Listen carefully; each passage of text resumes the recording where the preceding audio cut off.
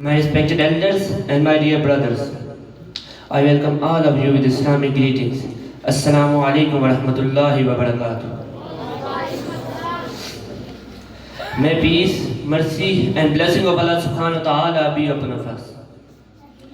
The topic of my speech is the Holy Quran. Dear audience, the Holy Quran is the speech of Allah and a miracle in such a way that others are incapable of presenting such a discourse. Quran introduces itself to be a miracle by ways challenging. Says, كل إن اجتمعت الإنس والجن على أن يأتوا بمثل هذا القرآن. Said, if all the humans and jinns join together to produce something like Quran, they never produce something like Quran. However, they helped each other.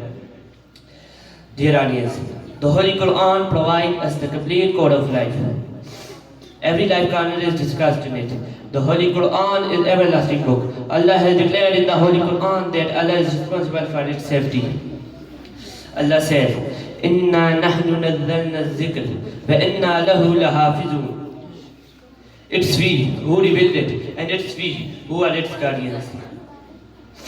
Dear audience, now I would like to share some couplet about the Holy Quran with you.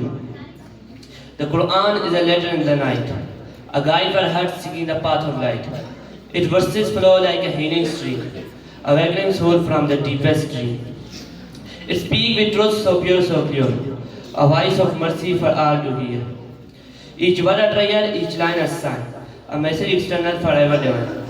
When storms surround and shadows fall, its wisdom rises above them all. A timeless gift from the Lord Most High, a rope of hope from earth to sky. Now I would like to end my talk with the hadith of Prophet Muhammad, peace be upon him, sallallahu alayhi wa alihi wa sallam. Khayrukum man ta'allama al-Qur'ana wa 'allamahu. Best amongst you is the one who learns the Quran and teaches to others.